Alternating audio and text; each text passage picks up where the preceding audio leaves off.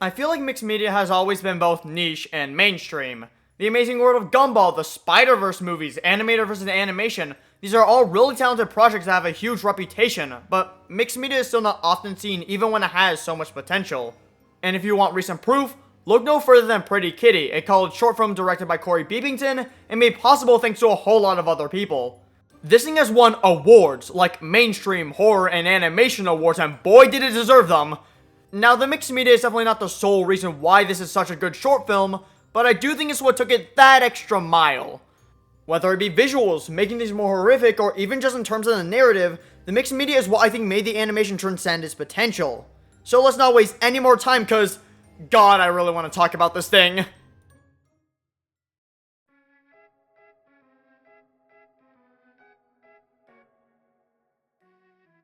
I'll see you later, Gerald. Meet our main character, Casey, a fursuit, a furry, an ex-entertainer for the now closing amusement park Pretty Kitty's Playland. Judging by the atmosphere and everything, it's safe to say that they aren't in the best spirits. Yeah, they have a job offering them work, but it's clear that being an entertainer for this amusement park was a job they liked and now have to get rid of it. This, of course, garners the attention of a certain titular someone. Introducing everyone's favorite furry friend! Pretty Kitty! There we go, that's the mixed media I was talking about. If it wasn't obvious, this is Pretty Kitty, the the character that Casey went as. These two have a very deep relationship to each other, and it's clear that Pretty Kitty doesn't want Casey to leave all that family and fun behind, and so makes them realize how much fun that, well, fun was.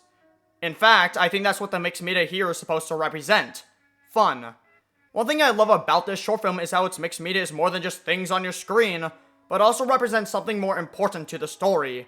And the mixed media we see here, besides our two main characters, is our first example of that. While the 2D animation is still really well done, it's much less joyful than all these different mediums which are, well, more visually interesting. Even the ones that should be creepy do eventually become endearing, while still unsettling. In fact, I think this entire sequence is just like that. It feels creepy and unnerving, but never feels like it's overtly or actually sinister. At most, it's manipulative with good intentions. This in turn makes things come off as conflicted, which makes sense when you look at Casey and Pretty Kitty. As Corey hinted at on his Q&A stream, Casey, when he was Pretty Kitty, had an identity that people enjoyed, a uniqueness that is hard to have in the real world.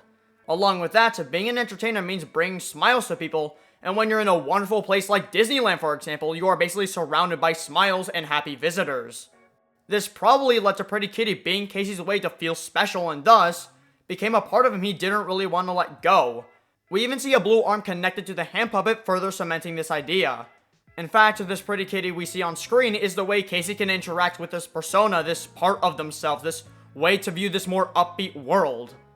The 2D animation is used to show the real world, which then makes sense why Casey doesn't transcend into any other styles. I mean, there is that aforementioned blue arm, but that's literally live action, okay? The analysis writes itself. What I'm getting at here is that nothing that's exactly fantasy can be in the real world and vice versa. But fantasy can interact with the real world and vice versa. Thus, it makes sense why Casey never changes it into any other styles, but instead just interacts with them. In stark contrast, Pretty Kitty does become whole different mediums, and that's because they are not only a gateway into the fun, but also a part of it. They are the fun character, they are the thing that brings all the joy, and thus, it makes sense for them to go into different styles. In fact, them being 3D represents the balance between the fun and the real world because, as I said, they are the way for Casey to interact with that adventurous world. 3D is something that's definitely not 2D, but more mainstream and normal than the other mediums we see. They are the middle ground, they are the fine line, they are the escape Casey has into the world of Pretty Kitty's Playland. One that Casey tries to preserve even if they know that they have to leave it behind. In fact, in this scene, Casey hates telling Kitty that they can't. This is the real world trying to reason with the fantasy that they hate to leave. But Pretty Kitty doesn't quite like taking no for an answer, which gives us a fantastic scene that I can't show on this channel. I mean, come on, I'm actually monetized now. I can't be showing furries performing Mortal Kombat fatalities like it was suddenly a Fazbear Frights book. Okay, but for real though, if you want to watch the scene, go watch the actual award-winning animation. But just because I can't show it in full, doesn't mean I can't talk about it. You know I can. Think about the fun, the games, the people who love you. You know you don't want to do this. Sorry, Kitty. Our show's over.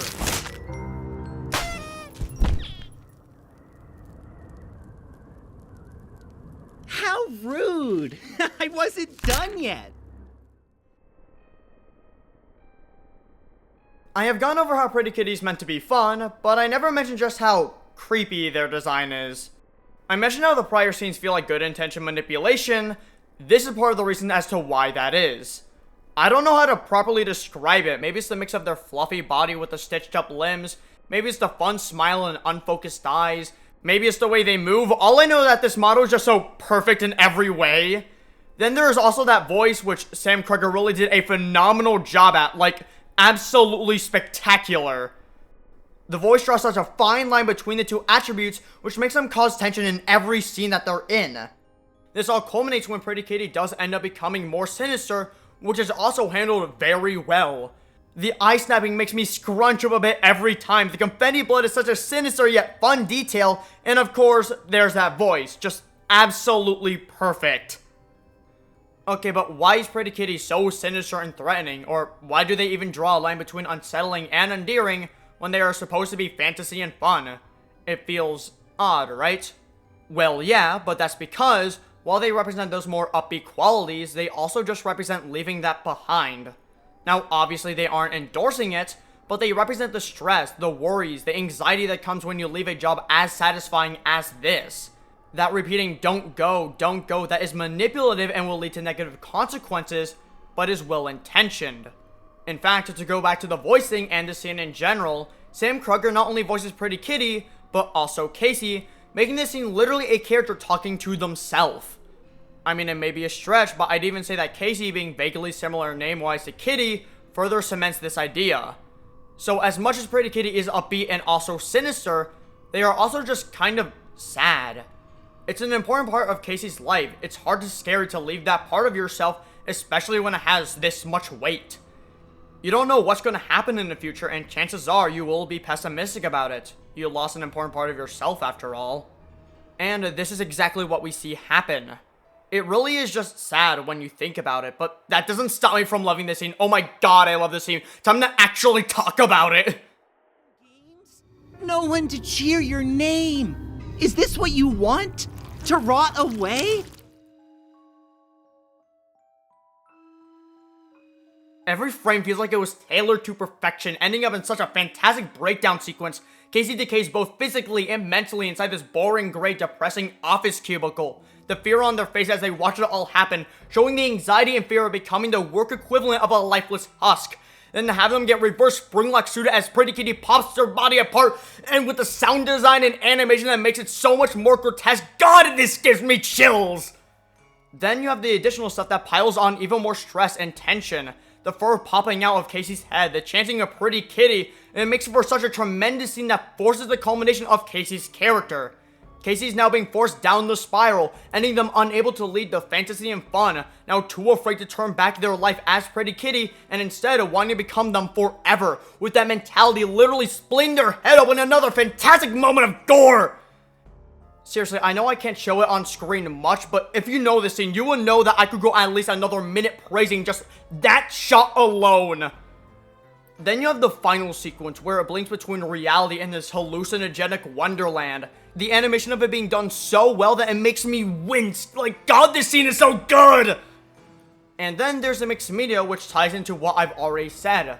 The real world is now interacting with the fantasy and fun and letting it guide their actions, choosing to never leave that wonderland as they force their escape to become a part of themselves while adorning the headpiece. Corey says he tried his best to perfect the animation of this scene, and I couldn't believe it any more than I already do. It is almost sad to see this scene end. That's how much I love it. Like, good job to the whole team.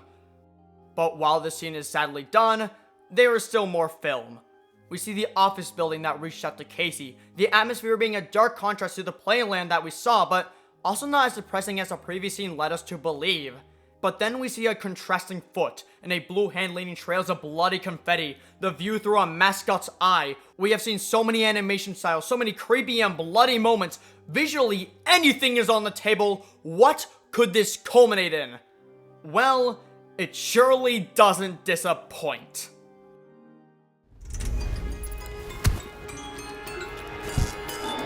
Hi, how can I help? Hello! I'm here for my first day!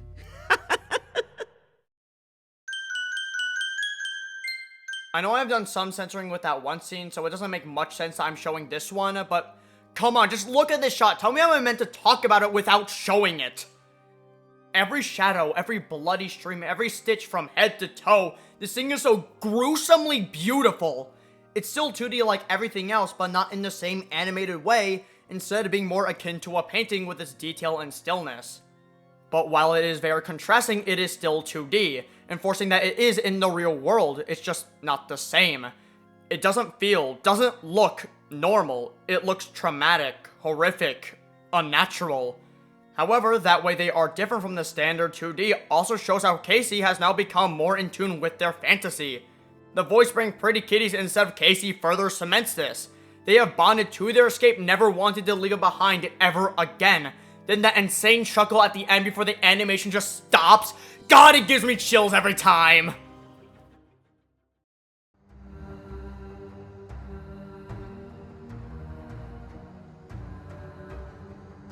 Ever since my first time watching Pretty Kitty, almost a year before it aired thanks to Corey, I've been dying to talk about it.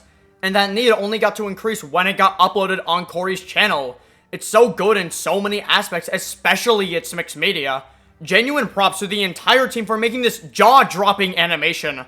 Like, this thing won awards, by the way. I know I keep mentioning that, but the fact that these people are struggling to find a job when they make things like this just baffles me.